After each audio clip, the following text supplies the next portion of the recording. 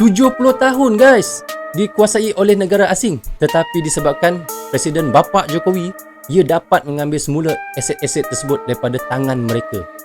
Bagaimana videonya guys? Bagaimana ceritanya dan beritanya? Jom kita sama-sama reaction video tersebut.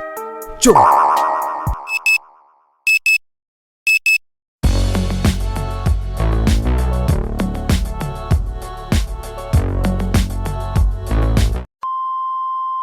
Hai guys, Assalamualaikum. Apa khabar semua? Berjumpa lagi kita di dalam Brozul Channel guys. Apa khabar anda, orang Indonesia, orang Malaysia, orang Brunei dan orang Singapura serta di seluruh dunia? Apa khabar anda semua?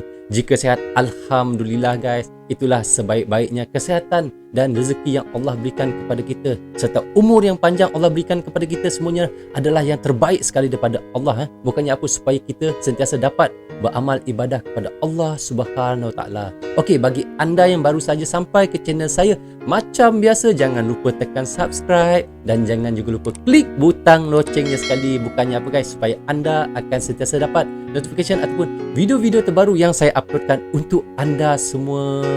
Okey guys, untuk pengetahuan anda, saya adalah YouTuber berasal daripada Kuching, Sarawak dan telah lama menetap di Kuala Lumpur. Tahu Kuala Lumpur di mana guys? Di Malaysia telah lama menetap di sini selama 24 tahun. Dan saya berhijrah ke Kuala Lumpur semenjak tahun 1997 dan hingga kini, dan lebih kurang 24 tahun lah. Dan umur saya sekarang 21 guys. Nampak young nampak macam remaja lagi kan. Okey guys, begitulah umur saya. Okey, saya ucapkan terima kasih kepada anda semua yang sentiasa mendukung channel Brozul. Tanpa sokongan anda, tanpa dukungan anda, dukungan betul lah bahasa saya, tanpa support anda ke channel Brozul, tiadalah Brozul channel di YouTube ni. Terima kasih kepada anda semua guys. Walaupun anda tidak subscribe dan hanya menonton saja pun, saya ucapkan terima kasih kepada anda semua. Saya doakan semoga Allah sahaja yang dapat membalas budi baik anda semua dengan sokongan anda. Mudah-mudahan saya akan bertambah lagi semangat untuk membuat konten-konten terbaru ataupun reaction-reaction yang terbaru untuk anda semua. So, tanpa membuang masa dan dengar lagi, hari ini saya nak reaction lagi daripada channel Infonesia. Subscribernya adalah sebanyak 1.53 million. Wow, 1,5 juta. Memang sangat ramai Infonesia punya subscriber. Okey, bagi anda yang belum subscribe channelnya, boleh pergi ke description saya bawah ni dan bolehlah untuk subscribe channel beliau guys. Katanya di sini tajuk yang video yang kita nak reaction kan adalah 70 tahun dikuasai asing. Inilah 6 aset sumber daya alam Indonesia yang berhasil direbut dari asing. Guys, jom kita sama-sama tonton dan reaction video tersebut. Okey, jom. 2000 years later. Okey, jom kita sama-sama tonton dan reaction video yang saya maksudkan. 1, 2, 3. Infonesia. Info untuk Indonesia Tidak dapat dipungkiri bahwa mayoritas kekayaan alam Indonesia dikuasai oleh asing. Banyak faktor yang membuat aset-aset kekayaan alam Indonesia tersebut jatuh ke tangan asing. Di antaranya adalah karena keterbatasan teknologi dan kurangnya tenaga kerja ahli yang kita miliki. Ditambah lagi perusahaan-perusahaan asing yang menguasai kekayaan alam Indonesia mayoritas merupakan perusahaan internasional yang mempunyai aset besar. Meskipun banyak aset kekayaan alam Indonesia yang dikuasai oleh asing, bukan berarti kita tidak dapat merebutnya kembali. Buktinya ada beberapa aset yang sebelumnya dikuasai oleh asing berhasil kita ambil alih. Apa saja kekayaan alam tersebut? Berikut Infonesia akan merangkum 6 aset kekayaan alam Indonesia yang berhasil direbut dari asing. Dapat diambil semula daripada negara asing. Tapi sebelumnya daripada untuk asing, kalian yang belum subscribe, jangan lupa untuk klik subscribe dan aktifkan loncengnya ya. Jangan lupa kalian tidak ketinggalan video menarik. Jangan lupa klik Brozul channel sekali ataupun subscribe Brozul channel sekali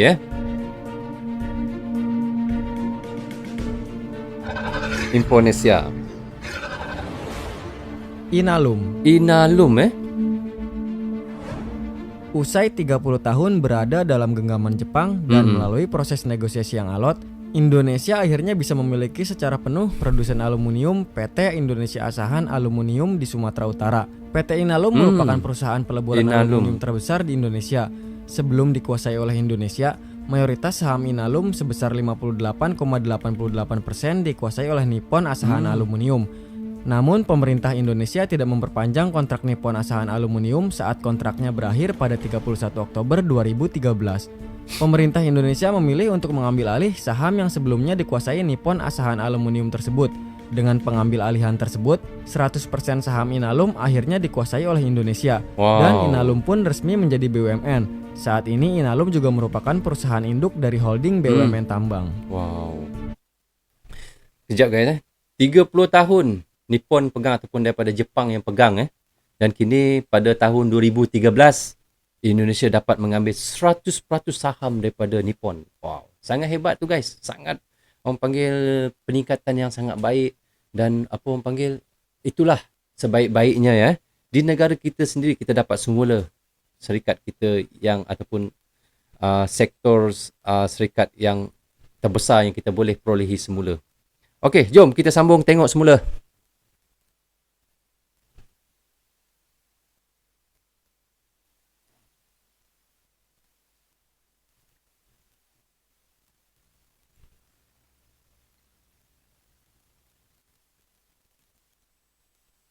Blok Mahakam. Apa benda Blok Mahakam guys? PT Pertamina resmi menjadi operator Blok Mahakam per 1 Januari 2018 setelah 50 tahun blok minyak dan gas bumi tersebut dikuasai perusahaan asing. Sebelumnya blok migas yang terletak di wilayah Kalimantan tersebut dikuasai perusahaan asal Prancis yaitu Total E&P Indonesia. Blok Mahakam sendiri merupakan kawasan yang menyimpan kekayaan minyak dan gas. Produksi Blok Mahakam merupakan yang terbesar di Indonesia. Itulah sekejap guys Blok Mahakam. Semula saya pun baru first time saya dengar. Sorry guys, memang betul pertama kali saya dengar Blok Mahakam ni. Rupa-rupanya kalau di Malaysia kita panggil planta minyak planta minyak ataupun platform tempat orang menggali minyak lah. Rupanya di Indonesia sebut Blok Mahakam. Okey, jom kita sama tengok. Sebabnya pemerintah Indonesia bersikeras ingin mengambil alih Blok Mahakam. Blok Mahakam. Saya akan ingat nama tu. Infonesia. Newmont Nusa Tenggara. Newmont Nusa Tenggara. Perusahaan yang melakukan kegiatan pertambangan di Nusa Tenggara Barat tersebut diambil alih oleh perusahaan energi nasional Medco Energi. Setelah itu kemudian Newmont Nusa Tenggara diubah namanya menjadi PT Aman Mineral Nusa Tenggara. PT Aman Mineral Nusa Tenggara sendiri merupakan salah satu anak perusahaan dari PT Medco Energi Internasional Tbk. Sebelumnya perusahaan ini dimiliki oleh Newmont Mining Corporation dan Sumitomo Corporation. Dikutip dari liputan6.com, Jokowi menuturkan, meski Newmont diakuisisi oleh perusahaan swasta, tetap ada peran pemerintah dalam proses peralihan kepemilikan tersebut. Jokowi pun berharap ke depan akan ada lagi aset negara yang dikuasai asing beralih ke pihak nasional. PT Aman Mineral Nusa Tenggara bergerak di bidang tambang, khususnya tambang emas dan tembaga.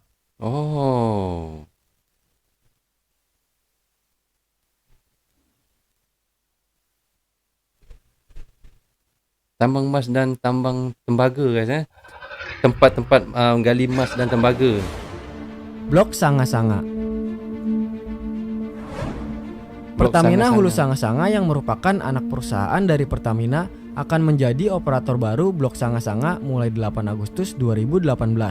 Sebelumnya blok ini dikelola oleh perusahaan asal Amerika Serikat yaitu Virginia Indonesia Company sejak tahun 1973. Blok Sanga-Sanga berpusat di Muara Badak di pesisir timur Kalimantan Timur, 40 km utara Samarinda, ibu kota Kalimantan Timur. Sekarang wilayahnya tinggal 1942 km persegi dari 631.000 hektar di tahun 1972. Pada tahun 1973, Virginia Indonesia Company awalnya menemukan minyak dan pada tahun 1977 mulai menemukan gas. Saat ini Blok Sanga-Sanga merupakan salah satu dari 12 blok yang menjadi kontributor utama dalam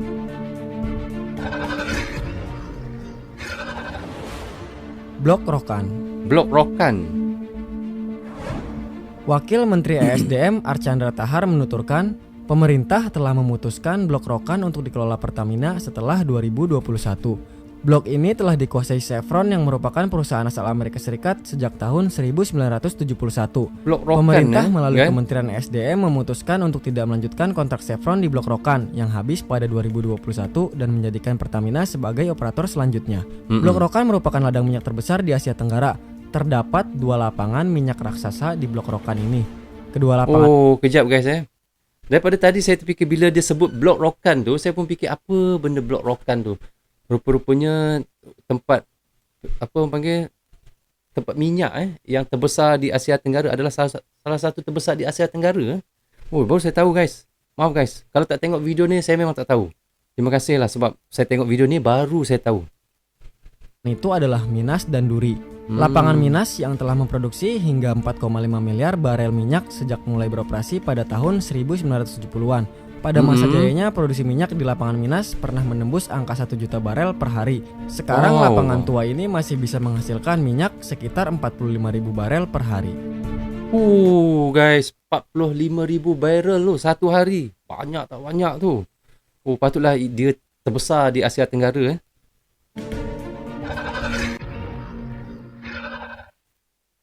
Freeport.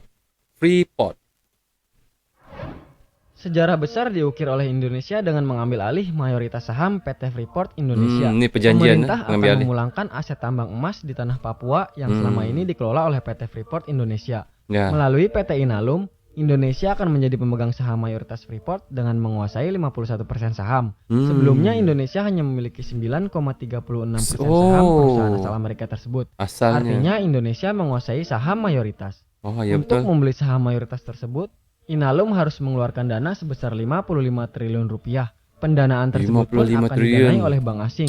Hingga kini proses negosiasi masih dilakukan antara Inalum dan Freeport. Guys, asalnya tadi 9 point berapa tadi, 36 dan kini Indonesia telah memegang 51% saham. Maknanya sekarang ni secara majoritinya Indonesia lah yang pegang saham tersebut. Ini pun sama untuk cari gali itu emas tempat ni. Memang sangat dalam kalau kita tengok lubang yang dia orang dah gali tu.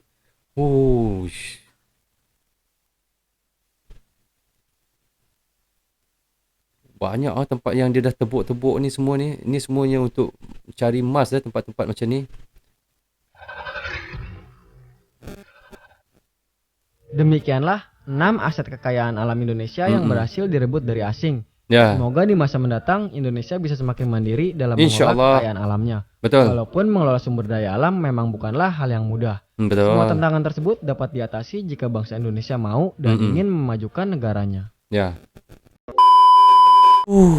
So okay guys, kita dah selection sama-sama tadi dan tonton sama-sama tadi bagaimana Indonesia dapat mengambil semula iaitu saham-saham yang besar ataupun syarikat-syarikat yang besar dulunya dipegang oleh Jepun, dipegang oleh negara-negara asing, tetapi kini Indonesia dapat semula sektor-sektor tersebut dan mereka pegang saham yang terbesar dan ada yang 100% mereka dapat semula saham tersebut.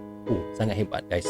So okay guys, sampai di sini saja untuk reaction saya kali ini. Semoga manfaat untuk kami di Malaysia dan untuk anda di Indonesia juga. Terima kasih kepada channel ini kerana membenarkan saya untuk reaction video daripada channel beliau.